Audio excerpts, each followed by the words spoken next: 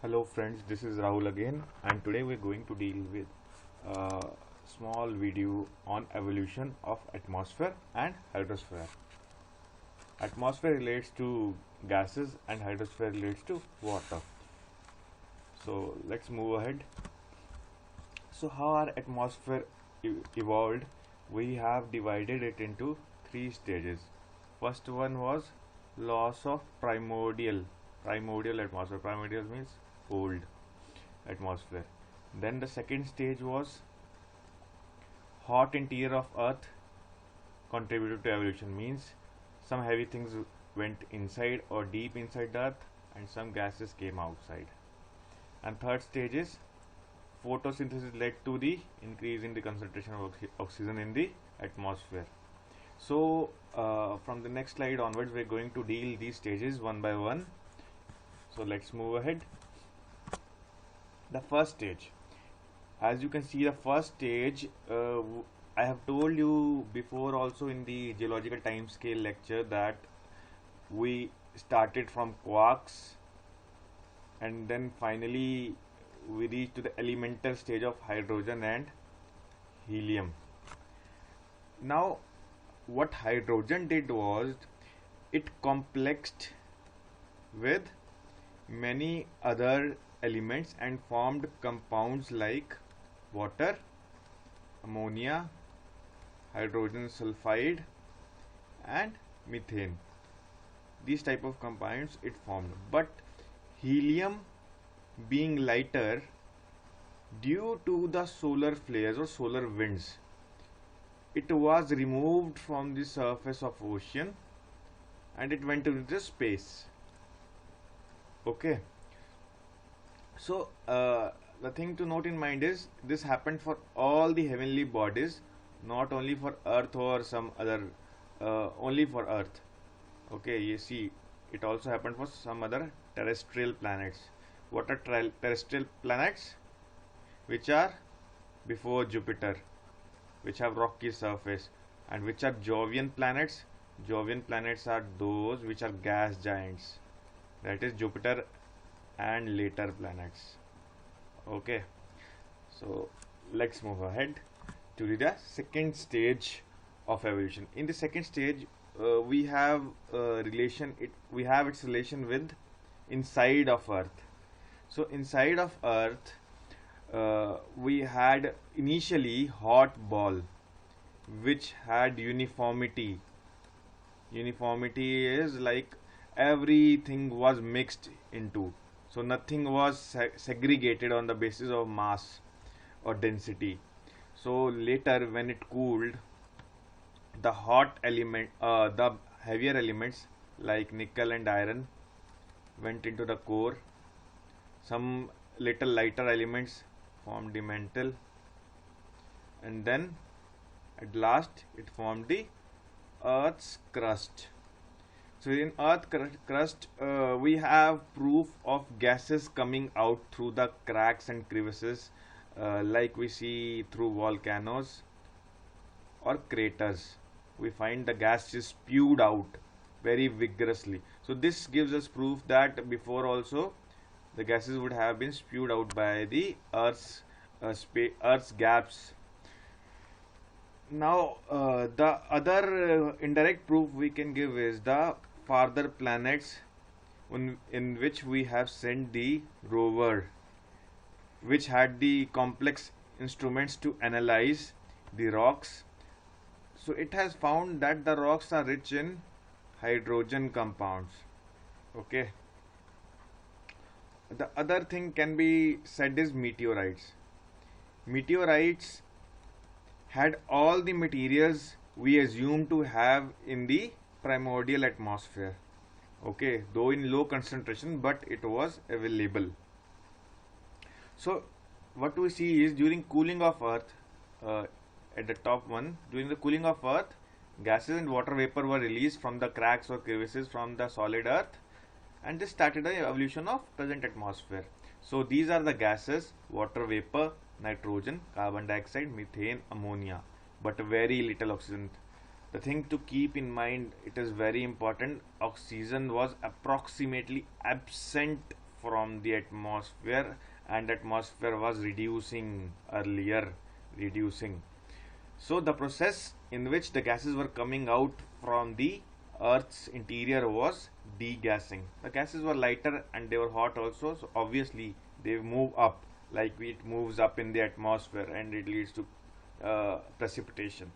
Similarly, so now I have already told you that continuous volcanic eruption also contributed to water vapor and gases.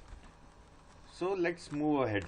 But before going to the third stage of photosynthesis, we need to talk little about the evolution of oceans. Evolution of oceans have been said to be caused by the water vapor that led to rains for thousands of years. I have already told in the last lecture. Some other theory says it is due to comets, ice, which the comets collided on Earth and it led to creation of water, or like spread of water on the ocean. The final last theory proposed was it was through the collision of meteorites like carbonaceous chondrites. I have already told all this in the last lecture. So let's move ahead. As Earth cooled, water vapor released started getting condensed. So after it started getting condensed, carbon dioxide, very important, carbon dioxide dissolved in the rainwater. As carbon dioxide is a greenhouse gas, so it absorbs heat, but it got dissolved and fell into the ocean. So there was decrease in the concentration of carbon dioxide in the atmosphere, which further led to cooling of Earth. Very important. Further led to cooling of Earth, and as cooling occurs, condensation occurs and precipitation occurs. So I have already told you this reason as the cause of formation of or accumulation of water on the ocean. So the Earth's oceans were formed 500 million years after the Earth, that is 4 billion years ago. Now moving ahead, what does the ocean do mainly? Ocean is, first of all, it carves the coastline by regularly splashing the waves and cutting the rocks. It carves the coastline, obviously beaches you see, or the rocky areas, or cliffs you see at the corners of ocean.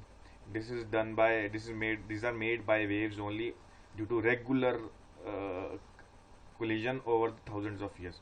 So it also drives the climate.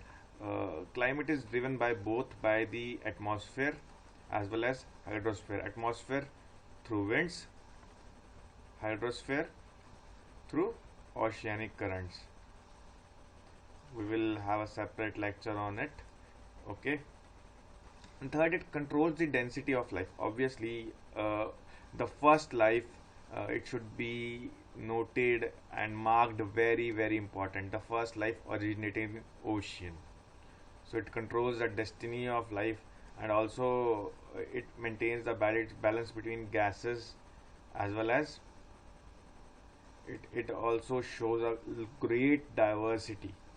So let's move ahead to the final stage. The final stage is not called something, it's like here photosynthesis started happening. Now initially photosynthesis was done by cyanobacteria. Cyanobacteria has chlorophyll kind of pigment which can release oxygen and fix the carbon dioxide. So it led to accumulation of oxygen in the atmosphere over a period of time. So the life originated around 3.8 billion years ago. 3.8 billion years ago. Very important.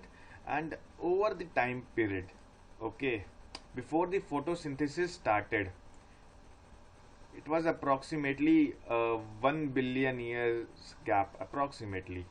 Like photosynthesis started around 2.5 to 3 billion years ago. Okay. So I have already told you that life was confined to the oceans for a long time, and then it came on land, and first things formed on land plants. Okay, land plants. So land plants started doing photosynthesis and releasing more oxygen. So there was oxygen burst. So the problem also happened due to this oxygen burst is that the organisms were before adapted to the absence of oxygen or oxygen less environments. They are called anaerobes. Anaerobes. In bacteria, still we have anaerobes.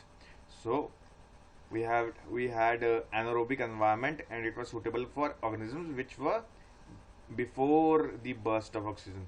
But later, many organisms arose, which due to the huge amount of oxygens, and oxygens were not poisonous for them as they evolved over this time period. This is sometimes called Cambrian explosion. Explosion is the explosion of new life. Okay, so let's move ahead. In general, what we say that how origin of life happened. So scientists say it is due to the kind of chemical reaction which over the time periods led to combining of chemicals in a cellular environment, and single cell led to multicellular, and then already you know organs, organ systems, and finally organisms that we call various organisms like humans and other animals. Okay, so this assemblage was such that which could duplicate themselves, obviously converting inanimate matter to living substance like a polymer. So I have told you initially like how the conditions were created. I have told you initially oxygen was absent. So if oxygen was absent, ozone is made from oxygen, ozone will also be absent. Then ozone is absent, so no ozone layer. So more UV light will fall on Earth. More UV will lead to large rate of reactions, complex reactions. Okay, large rate of reactions will happen, and this led to arising of complex organic molecules, and which later assembled, finally going to have higher levels of assembly, and we see life as we see it today. And this happened over millions and billions of years. So thank you everyone. I hope you like this short video on evolution of hydrosphere and atmosphere. So please like, comment and subscribe to our website www.decipherize.com. Please like our Facebook page and do keep commenting.